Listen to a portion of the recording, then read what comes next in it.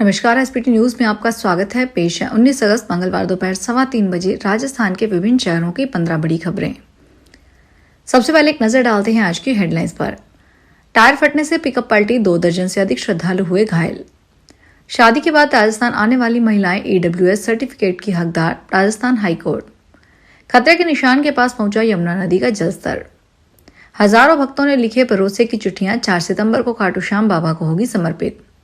5 लाख से ज्यादा FASTag annual toll पास जारी किए, 150 करोड़ रुपए का राजस्व जुटाया। और अब खबरें विस्तार से सुनिए। चूरू के तहसील किशनपुरा गांव के पास गोगामेड़ी दर्शन कर लौट रहे श्रद्धालुओं से भरी एक पिकअप का अचानक टायर फट गया, जिससे वाहन अनियंत्रित होकर पलट गया। हादसे में 2 दर्जन से अधिक श्रद्धालु घायल हो गए। घटना की सूचना मिलते ही मौके पर पहुंची पुलिस ने एम्बुलेंस की सहायता से घायलों को निजी अस्पताल में भर्ती करवाया, जहां चिकित्सकों ने एक श्रद्धालुओं की हालत गंभीर देखते हुए चूरू रेफर कर दिया। राजस्थान उच्च न्यायालय जोधपुर पीठ ने अपने एक फैसले में स्पष्ट किया है कि दूसरे राज्य से विवाह के बाद राजस्थान आने वाली महिलाएं आर्थिक रूप से कमजोर वर्ग प्रमाण पत्र की हकदार है।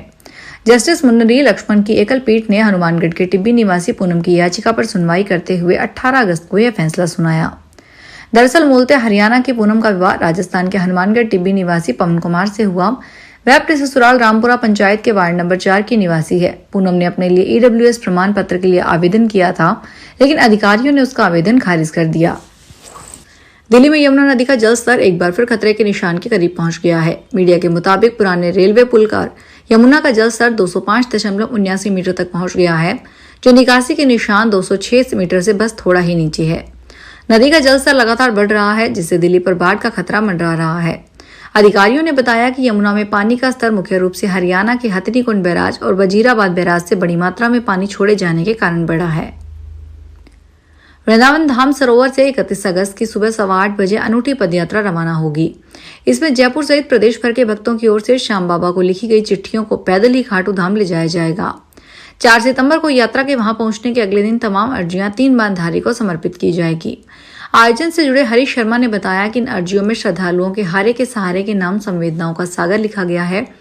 किसी ने इसमें बिछोह का दर्द दूर करने के लिए साथ ही कर्जा उतारने का आग्रह किया है, तो किसी भक्त ने दुखों से पार करने के लिए पहाड़ या हौसला देने की गुजारिश की है। भारतीय राष्ट्रीय राजमार्ग प्राधिकरण ने केवल 4 दिनों में 5 लाख से अधिक फास्टैग आधारित वार्षिक टोल परमिट बेचे हैं। इसमें 150 करोड़ रुपए का राजस्व प्राप्त हुआ है। 4 दिनों में सबसे अधिक एनुअल पास तमिलनाडु में खरीदे गए हैं। उसके बाद कर्नाटक और हरियाणा का स्थान रहा। NHAI के बयान में कहा गया है कि इसके अलावा तमिलनाडु, कर्नाटक और आंध्र प्रदेश में टोल प्लाजा पर फास्टैग एनुअल पास के जरिए सबसे ज्यादा लेन देन दर्ज किए गए। Bhilwara CMHO doctor CP Goswami को सस्पेंड कर दिया गया है। प्रशासनिक जांच में दोषी पाए जाने पर इन्हें सस्पेंड किया गया। सस्पेंड पीरियड में इनका हेड ऑफिस जयपुर रहेगा और इनको वहां हाजिरी देनी होगी। विभाग के शासन उप सचिव सैयद सिराज अली जैदी की ओर से इस संबंध में ऑर्डर जारी किए गए हैं। इस ऑर्डर में बताया गया है कि डॉक्टर गोस्वामी CMHO भीलवाड़ा के खिलाफ शिकायत की जांच किए जाने और प्रशासनिक विभाग के पत्र 26 मार्च 2025 द्वारा सचिव राजस्थान राज्य allied and health care counselling की ओर जांच अधिकारी द्वारा प्रस्तुत जांच रिपोर्ट में दोषी पाए जाने पर राज्य सरकार ने गोस्वामी को तत्काल प्रभाव से सस्पेंड कर दिया है। राजीव गांधी पंचायती राज संगठन की ओर से बुधवार को राजीव गांधी जयंती के मौके पर जयपुर में स्वराज बचाओ रैली आयोजित की जाएगी। यह रैली पंचायती एवं निकाय चुनावों की बहाली, जनप्रतिनिधियों के अधिकारों की रक्षा और लोकतंत्र को सशक्त बनाने की मांग को लेकर निकाली जा रही है। रैली में कांग्रेस प्रदेशाध्यक्ष गोविंद सिंह डोटासरा, नेता प्रतिपक्ष टीकाराम जूली, संगठन के राष्ट्रीय अध्यक्ष डॉक्टर सुनील पंवार सहित कई नेता मौजूद रहेंगे।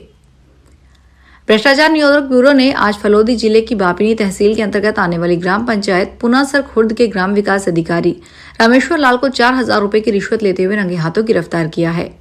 ACB की अतिरिक्त महानिदेशक स्मिता श्रीवास्तव ने बताया कि ACB की जोधपुर शहर इकाई को एक शिकायत मिली थी, जिसमें आरोप लगाया गया था कि रामेश्वर लाल परिवादी की माताजी के नाम पर प्रधानमंत्री आवास योजना की दूसरी और तीसरी किश्त जारी करने के बदले 10,000 रुपए की रिश्वत की मांग कर परेशान कर रहे थे।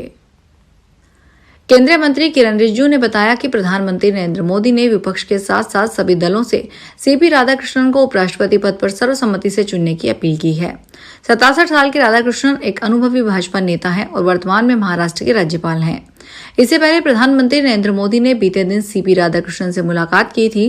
प्रधानमंत्री मोदी ने एक्स पर पोस्ट में कहा कि थिरू CP राधाकृष्णन जी से मुलाकात की, NDA के उपराष्ट्रपति पद के उम्मीदवार बनने पर उन्हें अपनी शुभकामनाएं दी।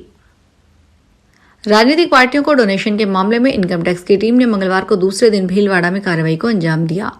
आईटी की टीम आज कोतवाली थाना क्षेत्र के गुर्जर मोहल्ले में सर्च ऑपरेशन के लिए पहुंची।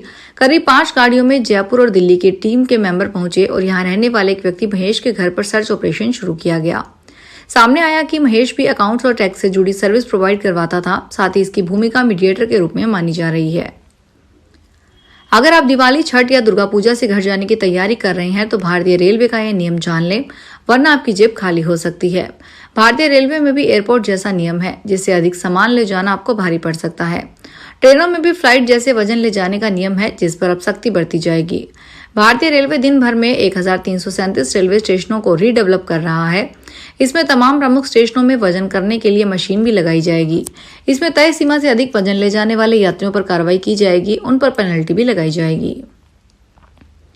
कार्मिक एवं प्रशिक्षण विभाग की जारी अधिसूचना के अनुसार 8 अगस्त को अन्य सेवाओं से चयनित 4 अधिकारियों को प्रोबेशन पर आईएएस में शामिल किया गया।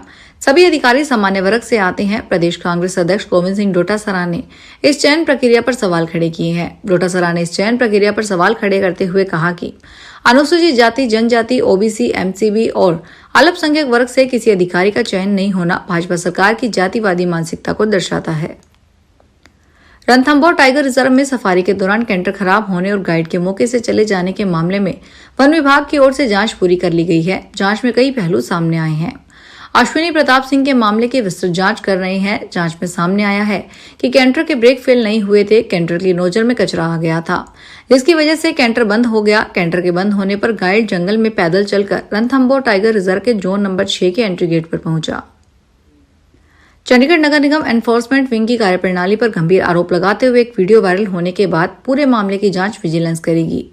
एक कर्मचारी का आरोप है कि रेहड़ी फड़ी वालों से हर रोज लाखों रुपए वसूले जाते हैं। इन आरोपों के बाद अब नगर निगम कमिश्नर ने खुद विजिलेंस जांच की सिफारिश की है। सेक्रेटरी लोकल गवर्नमेंट को सिफारिश भेज दी गई है।